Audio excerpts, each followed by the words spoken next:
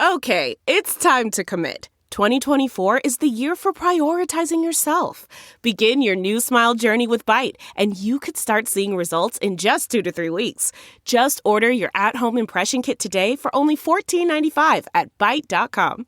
Byte Clear aligners are doctor-directed and delivered to your door. Treatment costs thousands less than braces. Plus, they offer financing options, accept eligible insurance, and you can pay with your HSA, FSA. Get 80% off your impression kit when you use code WONDERY at Byte.com. That's BYTE.com. Start your confidence journey today with Byte. CarMax is putting peace of mind back in car shopping by putting you in the driver's seat to find a ride that's right for you. Because at CarMax, we believe you shouldn't just settle for a car. You should love your car. That's why every car we sell is CarMax certified quality, so you can be sure with upfront pricing that's the same for every customer. So don't settle. Find love at first drive and start shopping now at CarMax.com. CarMax, the way car buying should be. Edit audio. I've spent pretty much all of my adult life not ever appreciating my wins. When I hit a milestone, instead of celebrating, I just set a new goal and then I immediately begin running toward it. I lost 50 pounds, then I longed for 60. I booked a commercial only to wish for a TV show. Then I booked a TV show and I immediately panicked about when I'd get another one. I got funding for a podcast I was working on. I got the news when I was in the bathroom. I know this is too much information, but I'm sharing it anyway. But by the time that I had walked from my bathroom to the kitchen in our tiny little apartment, I had already set up in my head that if I didn't make the project profitable in a year, I was doomed. Look, I love the drive. I am proud of the striving, but I am also tired of feeling like I haven't arrived, and maybe I never will. Hello, everyone. I'm Robin Hopkins, and this is Well Adjusting, where I talk to people about life stuff, but not in an NPR way. It's more like we're at the bar, having cocktails, getting into your business sort of way. It's giving drunk NPR. Oh, and producer Steph is here too. Hello. Today we chat, well, moving the goalposts. Hi friends, it's me, Robin. Today we are talking to Michał about a topic that is near and dear to my heart. When you never let yourself succeed, because as soon as you achieve a goal, you create a new one that's just as important and needs to be completed immediately. Michał is right in the middle of trying to see if there's a kinder, gentler way for him to work towards life objectives and trying to unpack where the incessant drive comes from. I'm not going to lie, I'm curious if we can get there too. Okay, one more thing before we get to the chat. Just a quick reminder that we are always looking for new guests. So if you've got a problem that you want to pick apart with me and producer Steph, just drop us an email at hello@editaud.io, or, you can DM me on any of those social platforms at Real Rob Hops. Okay, let's get to our chat. My name is Michał Kasprzyk, and I'm a podcast producer. I'm too ambitious, I guess. Or maybe not too ambitious. I mean, there's nothing wrong with being ambitious, but problem is that I think I compare myself too much to other people, and therefore I think I could be further in life and I could have done so much stuff that I see some other people doing, and I had the same ideas, but I haven't done them. Yeah. And they did it already, and it's so awesome. I wish I did these things in the past. Yeah. You're not alone in this room of ambitious people. I speak for producer Steph as well. But let's break it down a little bit more. Like, tell us, I mean, you're a producer, so you're successful, you have a career, things are moving. What I want to know is it a longing for wanting to be over there, the glorious over there that we never actually get to? Or is it about just you have 100 million things that you want to be doing and not all the time in the world? I think it's a bit of everything, basically, because first off, you said I'm successful. Well, I am, But Here we go. Here we go. I see how much more successful I could be. Sure. That's one thing. And one more thing that I think Ira Glass very nicely said is the thing about the gap.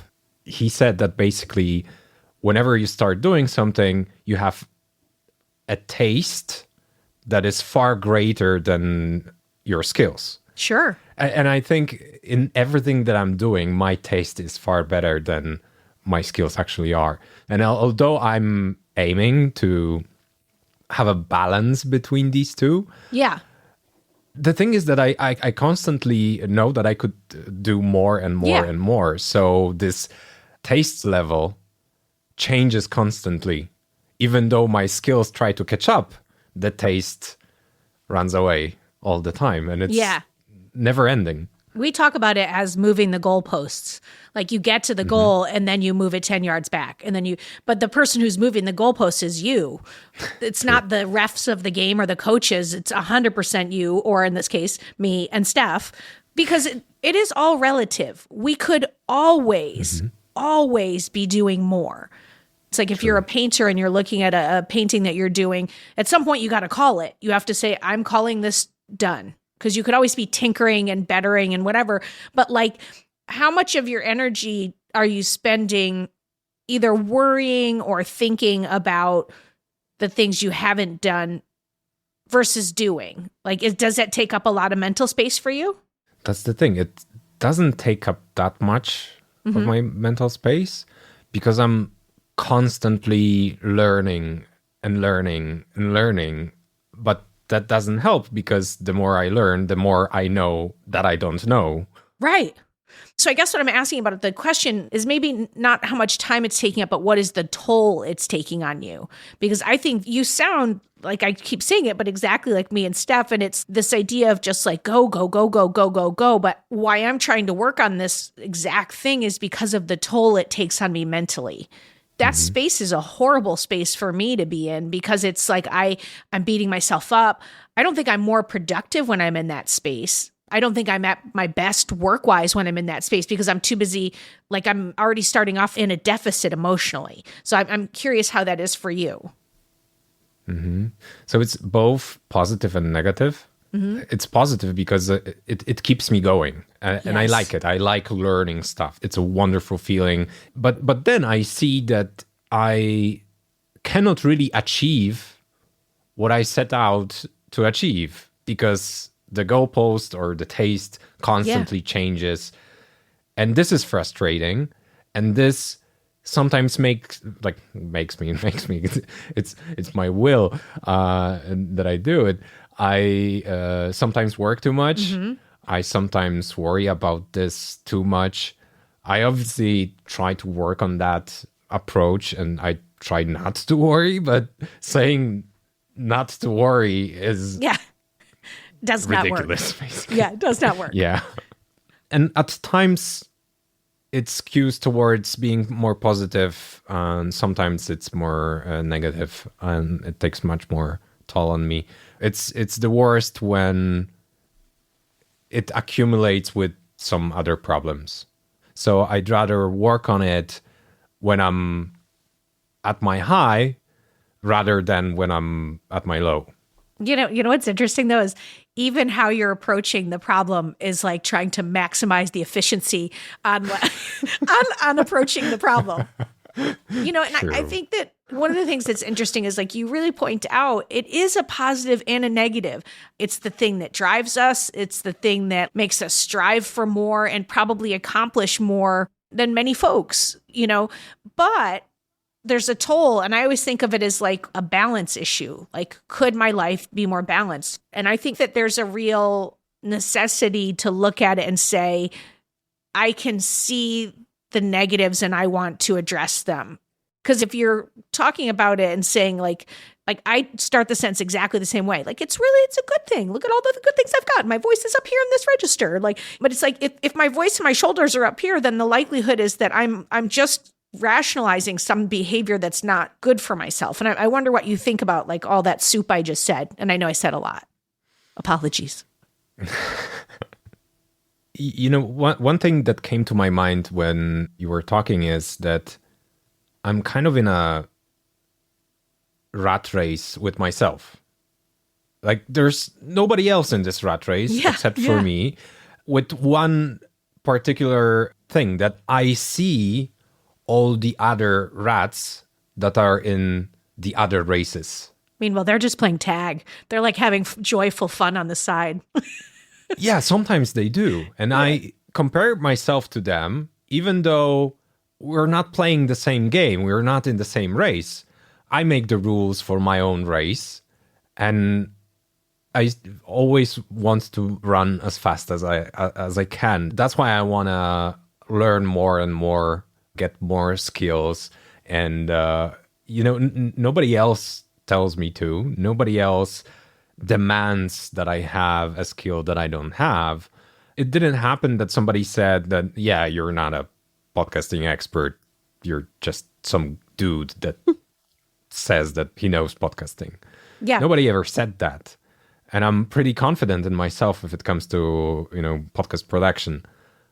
But at the same time, I know I can do more. I know I should do more. And this rat race never ends. Well, what's so interesting is like you said it so perfectly. You're in a race by yourself. And when you're in a race by yourself, you can't ever win. You're not competing against anybody. There is no win. There is no goalpost. There's no end. And for me, it's it's everything that comes after. But at the same time, like as soon as you say a phrase like, however, that should be a real indicator for you that you are moving into, you're about to beat yourself up in some way. Mm-hmm. Like I could do more. I could. And I was just thinking about that idea or concept of like how you treat yourself versus how you tell other people to treat themselves. So I'm wondering if there's something in that space of like the moment of understanding, like the however, like that word or trigger that you know that like, oh, I'm about to not say some nice things, and then see if you can reframe in real time the part that's like the thing I could be doing more. Like, again, I'm working on it too, but I'm curious what you think about that. This sounds very good. Well, that's good to hear. That's a good start. I recently started journaling every morning, or I try to do it every morning. It happens at all times of the day. Don't move the goalpost on yourself right now. Don't you dare. You're journaling. That's great. And this seems like a question I could ask myself in a journal. And this tactic could be useful to actually put myself at ease. I think that rationally, I understand that I shouldn't put myself in this rat race. But at the same time, I think I'm not convinced of how I present it to myself. Well, because you have all this evidence that shows that being in the rat race, you've succeeded. And I'd be interested to hear also like where it comes from out of your childhood, because like mine comes out of like I grew up in chaos and the bottom dropped out and we had no money. And so because of that, there's a safety issue. So I'm going to control everything I can. And somehow my brain funneled that into, I have to do everything right. I have to practice it and I have to get to be the best at it. And like, that's a setup. So, like, I'm curious how it developed for you. I think there might be some connection from my childhood as well, because Grandpa always told me that education is the most important thing. Funnily, even when I didn't finish my first studies, my university degree, he didn't show me his disappointment, but the way he talked about a degree and how important it is in today's world. You got the message. He probably was disappointed. Yeah. And I never thought that a degree is important, but I think this might have impacted me. I have a degree now. I did it mostly for him. I convinced myself that I'm doing it for myself because I started a career in marketing and I started a marketing degree. Yeah. It turned out I didn't learn much. So my opinion on having a degree didn't change. But at least he's happy that I finished. Isn't that interesting, though? You're bringing around such an important point of another side of the issue of like things that you maybe one does because of something that you've decided must be done. Like at some point along the way, I decided if I don't finish a book, if I start a book and I don't finish it, I'm a bad person. For the longest time, I was finishing every single book, whether I hated it or loved it. And then finally I was like, what are you doing? You don't like this book. And I finally gave myself permission to just start a different book. But all the things I've made things mean that I'm doing for some outside factor. And like you finished a whole unnecessary degree in your life for an outside factor. True. Is there a way in your journaling and your exploring the stuff to think about a couple of like tentpole type questions of, do I really want to be doing this thing? Am I doing this because I want to learn about this? Am I doing this because I will feel somehow more complete? Is it necessary that I do this? And it's really strange advice or like a question to even be posing because I'm almost suggesting doing less. But what I'm really trying to get to is finding the joy in the things that you're doing that are outside of and like letting the work that you're doing be enough and finding the joy in the work. Because what I know is the result of my over there-ness or like the shifting the goalpost is that I don't enjoy the things I get to that were goals. Like I've had people, Steph included, and other people, multiple people say to me, you know, if you were where you are today last year, you'd be really proud. Why are you not? And I'm always like, because I moved the goalposts. And then when I get to the thing, there's no joy in it or I'm not fulfilled, you know, and I wonder if there's a way to explore that for you. Well, one thing is that I actually enjoy learning. I just think that I try to do it too fast, or maybe the pace is okay, but I feel that I could be doing it faster. But other thing that comes to my mind is to actually sometimes write down some specific goals. I mean, I have some goals written down, but to have more of them written down so that when I actually reach them before I move the post, I can, for example, celebrate. Yes. Because this could mean, first of all, good job and recognizing in front of myself that I did a good job, that I've actually done it. I've achieved it. Yeah. I've done the thing that I set out to do. And now I'm doing another thing. It's not the same thing that moved. No, it's another thing. So kind of rewiring the way that I think about it could also work, I think. I don't know. I'm actually excited to check it. Yeah. I'm wondering, you said specifically that, let's say you're learning a new subject, right? And the pace may be okay, but you somehow decide like it needs to go faster. When you do that, are you still enjoying the learning? What's the experience when you're like, are you actually learning about a thing and at the same time thinking, but there's also now this other thing I should be learning? Like, is that all happening at once? I think usually I get stressed when I decide on what to learn right now. So for example, I open my Kindle app and there's several books that I know I want to read, but I have this a bit of paralysis or time wasting when I try to pick the book that I'm supposed to read, because I should read all of them. Should. Yeah, true. So I waste like, I don't know, 10 minutes of just, trying to pick the right book. And I know I'm wasting time, but it's hard to just open one and start reading. Yeah. Well, it's because you're afraid you're going to make a mistake. Like, and Michał, you're your self-talk is a little mean to yourself. Like you're using a lot of I should, I'm wasting time. I need to. It's like it's all very like the whole world is going to explode if you choose the wrong book.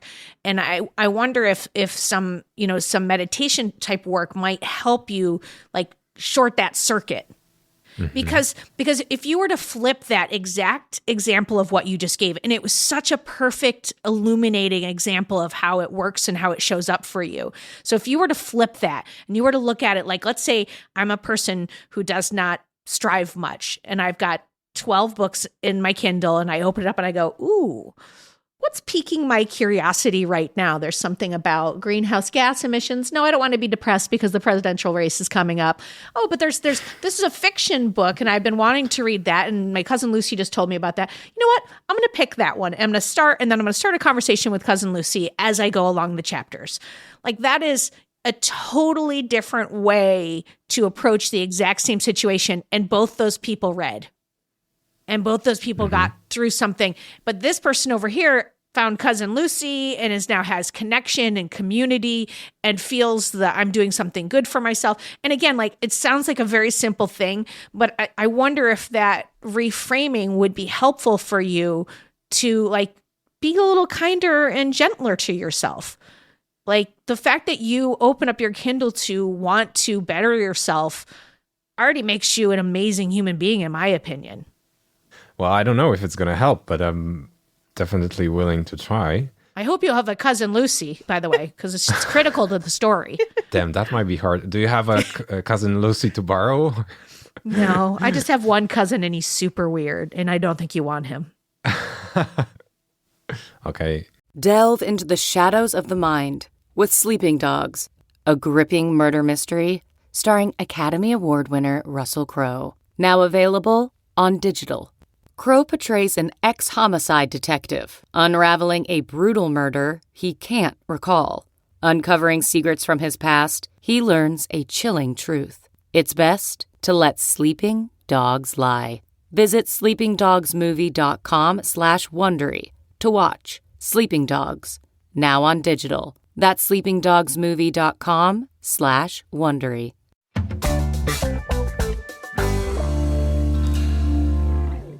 Hey friends, I wanted to tell you about a podcast that I think you are going to like.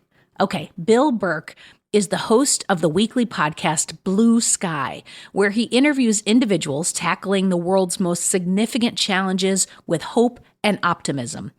Sounds right up your alley, right? Exactly what we thought. All right, it's brought to you by the Optimism Institute, which was also founded by Bill, to sprinkle a bit of positivity on your view of the future, especially with the media often showing us just the gloomier side of things. On Blue Sky, you're going to hear optimism about topics on everything from climate change and AI to homelessness and immigration and more, and they're offering diverse perspectives. You're going to finish each episode feeling brighter about the world and optimistic about our collective future.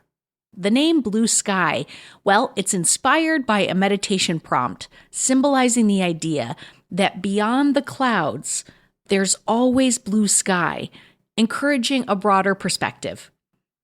The Blue Sky podcast is available for listening on all major podcast platforms, inviting everyone to look beyond the clouds and embrace a more hopeful view of the future.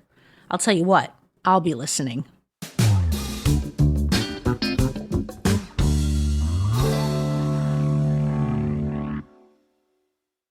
I have a question.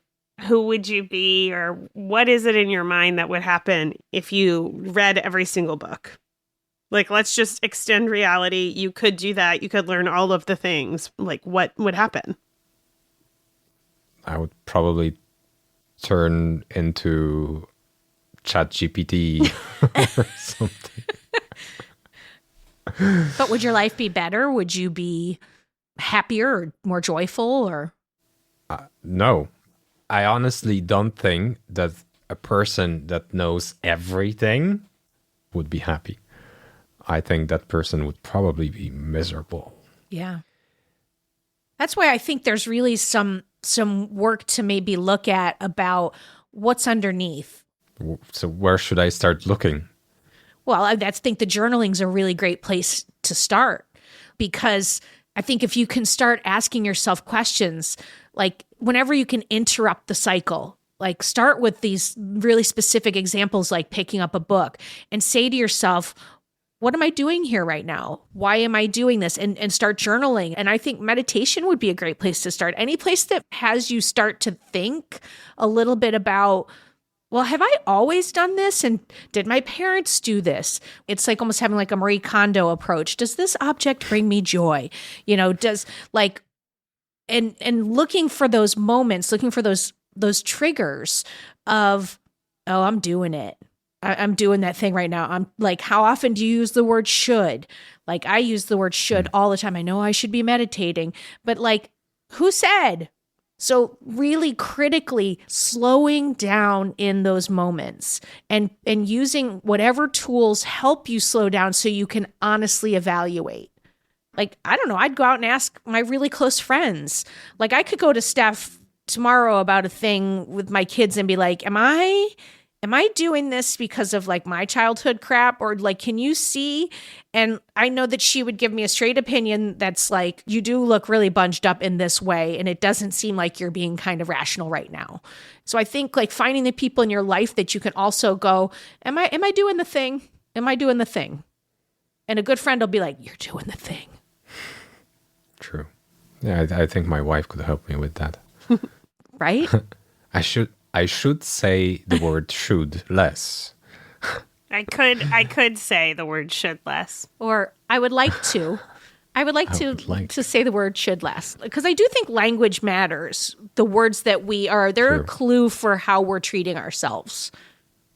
Some of it's habit. True. That's true. But it's a lot. What do you think right now? Because we did say a lot. I said a lot. Well, it makes so much sense. So I have to work on reframing how I think about stuff, finding some mechanisms in form of a friend or something that could help me point out when I'm doing the thing. Yeah. It's big though. It's a very big thing. It's a default setting. Yeah. We were talking about like having a list of goals so that you could recognize when you reach the goal and celebrate, which like I'm super a huge fan of like celebrating wins and recognizing when you get to them. But I'm going to just like tell like a very quick story. When I was a teenager, I used to, instead of making New Year's resolutions, write a list every year of like 100 things that I wanted to do. And when I first started writing the list, it was 10 things. And the 10 things were all like goal-oriented and very like obvious to figure out. So like, yeah, I wanted to get like an A in math, or I wanted to, run a 10K or whatever it was. And then as it went on, I started getting more and more things on the list, and I'm who I am. So I will always do the things on the list, and I would do that no matter what. But I never felt better or good about them, even if I celebrated like getting an A+ or whatever it was. And so I completely stopped, which I don't think was healthy either. Like that's like the all or nothing, right? It's like having no goals and then like having too many or something. And I think what would have been healthier for me at the time was like taking a step back and being like, well, what actually would make me feel happy at the end of the year? Or like, what moments did I feel happy during the year? And how do I make more of those? Because sometimes it is an A+, right? Like sometimes you do want that goal, you want to celebrate it, and then that's like the thing that makes you happy.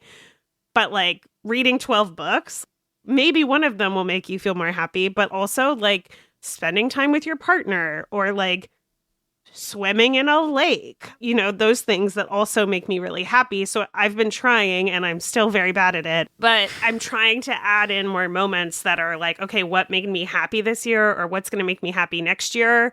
And like putting those into the list too, and treating them as like as important as learning how to solder a Furby or whatever the hell I saw on YouTube that I was like, this is something that I need to know how to do and like teach myself for no reason. That was a very long tangent, but does that make sense? Like adding in little moments from your life that will make you happy and treating those as like equal weight or more weight than the like checking off of the list of reading a book or learning a new skill. It makes a lot of sense. So thank you for that. I think that the goals that I have on my list are mostly like so that I could become better, more efficient human being. Of sorts. I mean, some of this stuff, or actually most of this stuff, brings me joy. But I haven't considered putting down, like putting on the list just stuff. It doesn't have to be a goal. Yeah. That makes me happy. You know, I recently have heard somewhere that life should be that life should be about enjoying the passage of time. And I like this so much. It's actually something I wanted to journal about, but I'm kind of pushing that question away. That's interesting. And I don't know why, because I like it so much. I would love to enjoy the passage of time, because I think this could be, you know, like perfect. Yeah. The perfect life would be enjoying the passage of time, because the time is going to pass anyway. Yeah. So let's do only stuff that we enjoy. And it's so much about living in the moment. But I know that at the same time, and you see there's this however thing going now. But here's the thing. You're catching yourself in real time right now. This is fucking wonderful, Michał. Wonderful. Seriously. Yeah, I know. Don't censor yourself right now. Just go for it. So at the same time, I also know that I will still have to do stuff that I don't like. Yes. And there are going to be moments when I don't enjoy the passage of time, when I don't enjoy the thing that I'm actually doing. So again, it's like with these moving posts, it's something that is not going to be perfect. It's not going to be 100% achievable. So it's only about maximizing how much time I enjoy and how much I don't. Yes. Because I still am not going to enjoy some of it. Yes. That's it. Can you find joy and happiness and love in the most moments possible in any given day? Yeah. You know, I spent 6 or 7 months journaling, doing morning pages from the Artist Way last year, and they were 7 or 6 great months. And then I fell off. And then I picked it up and I started again. That's all we can do, is start again and try to find the joy. I think it has the ability to feel very overwhelming and scary and maybe almost depressing, because it's like, I got to start all over again. But it's like, that's where the good is for me. So I just keep starting over. And that's, again, why I keep thinking of mindfulness. That's the whole practice of meditation, is bring yourself back to the current moment. As if that's simple. Yeah, I tried to start meditating many times. It's so hard. The biggest streak that I had was probably maybe a week or two. I don't know. It's very hard. And stuff. But you also, hard. like, you can meditate. You don't have to meditate every day, you know? Like, I think we're all the same person in that, like, if we're not doing it to, like, perfection, it's not worth doing, which is not true. Like, you're still benefiting from meditating, even if you don't meditate every single day for the rest of your life.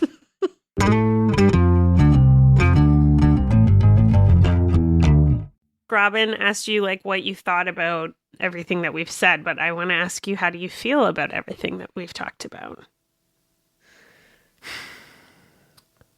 Well, that's a hard question to answer right away.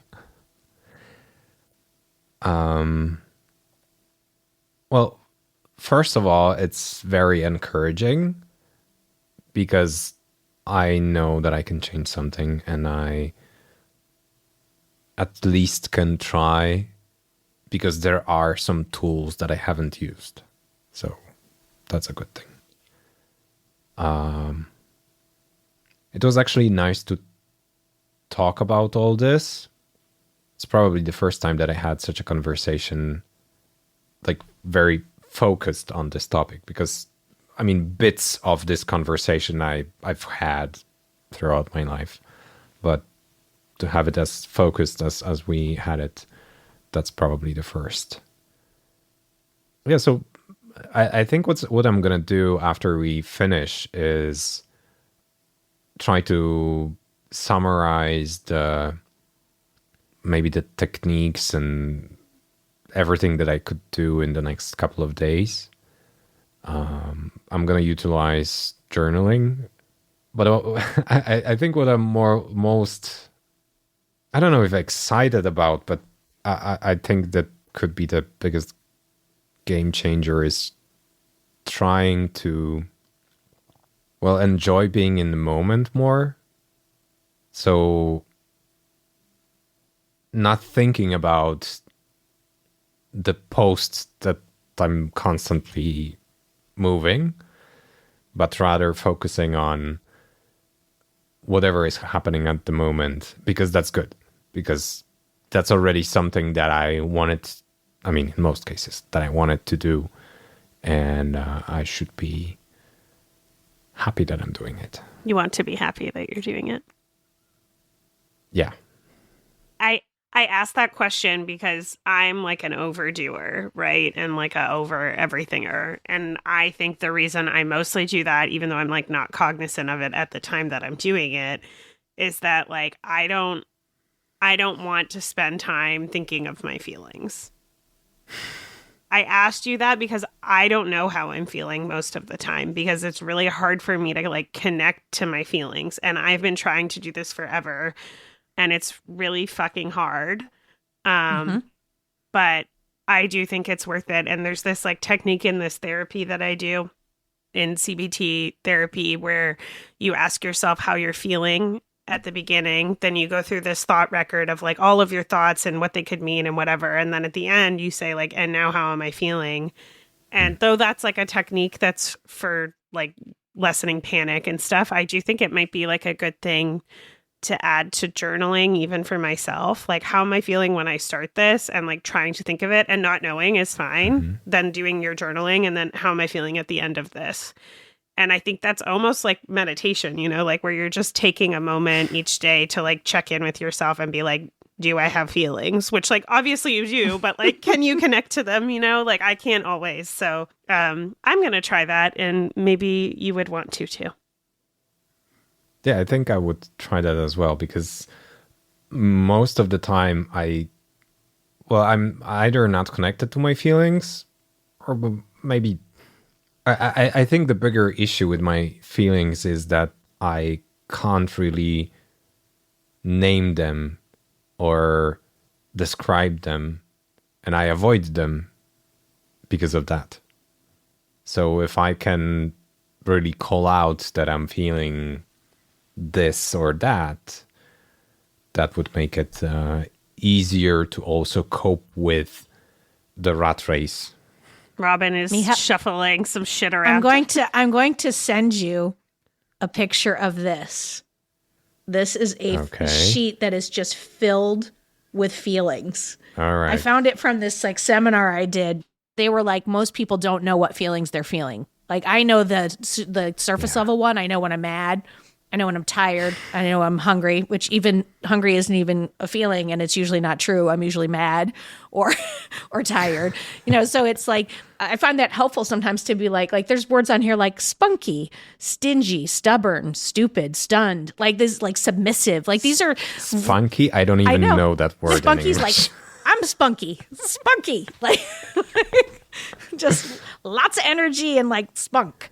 Okay. But like, I think that's an interesting thing to just to look at that. And like everything that you said about how you're feeling, to me, sounds lovely.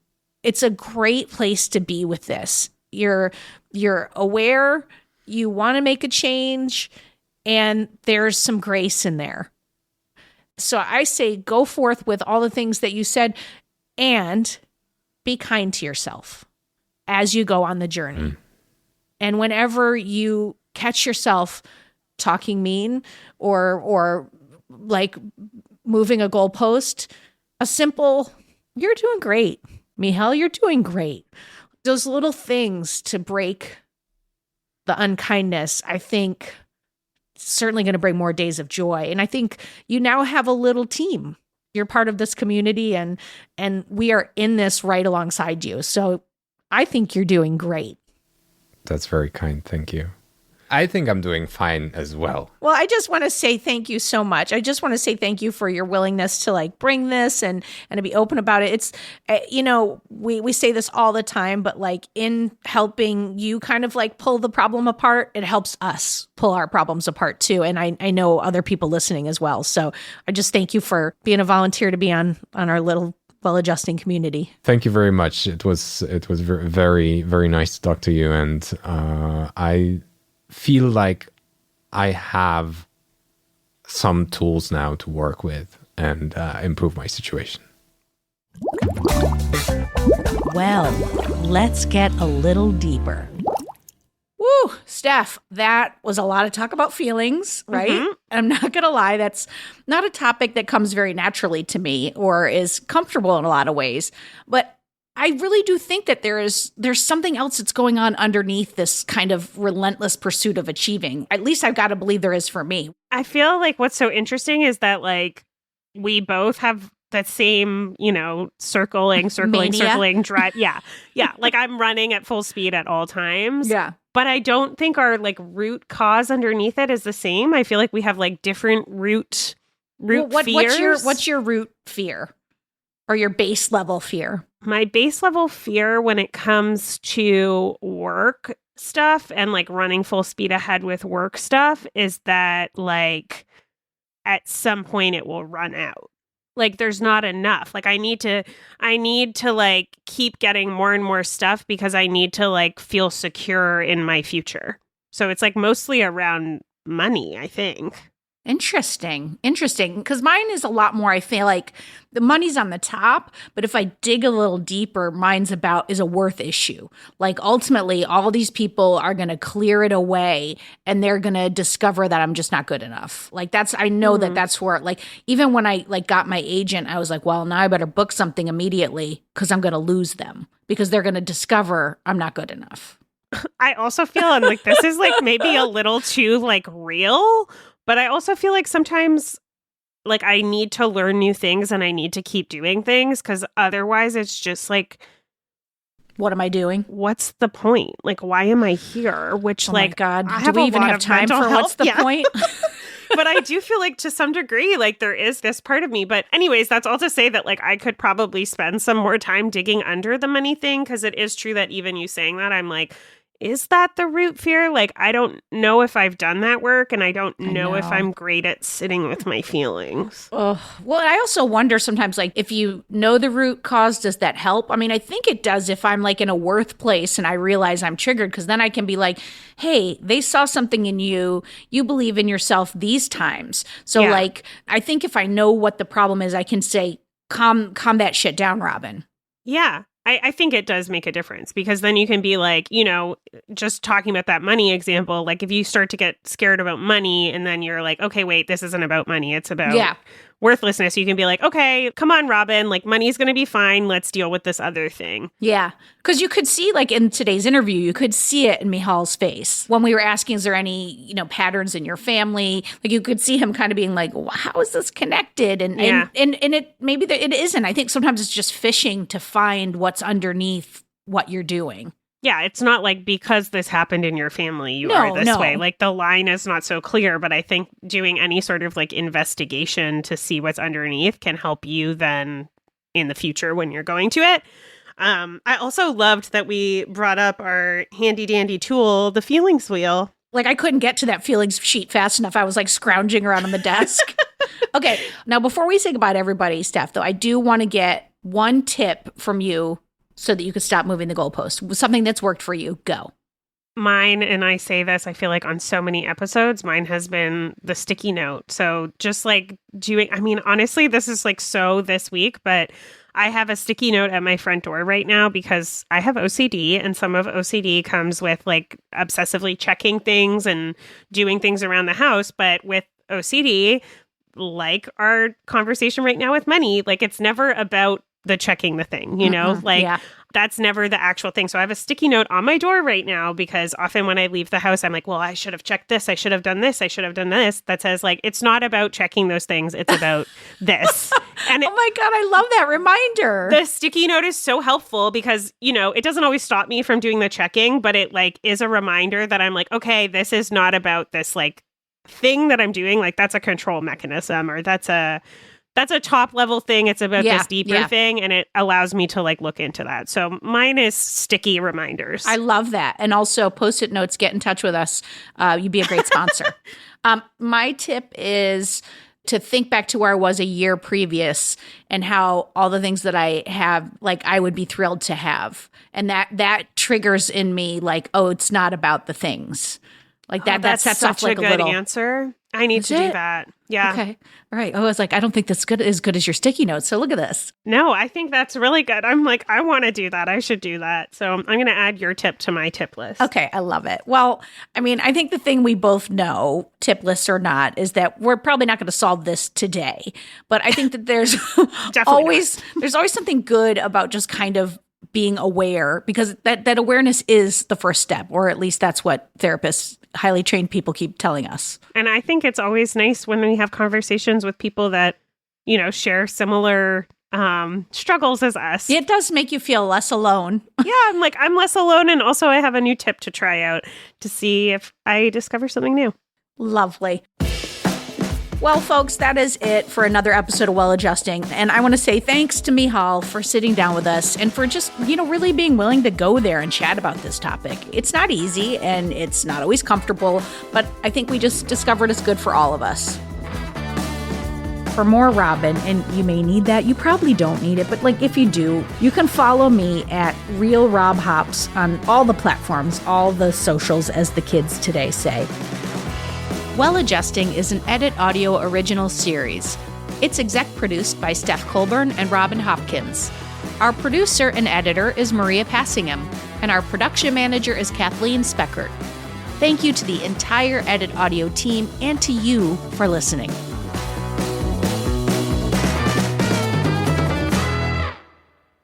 Oh, hey, before you take out those AirPods, this show is just for entertainment. If you are in need of help, please, please, please reach out to a professional. Go ahead and get that help. You deserve it. I also just want to make a point to say that spunk also means semen. Yeah, it does. It does. So be careful if you're going to just reuse that in the world. Make a note of that. Okay. Yeah, I thought of that as I was saying it, but I was like, let's just keep it moving.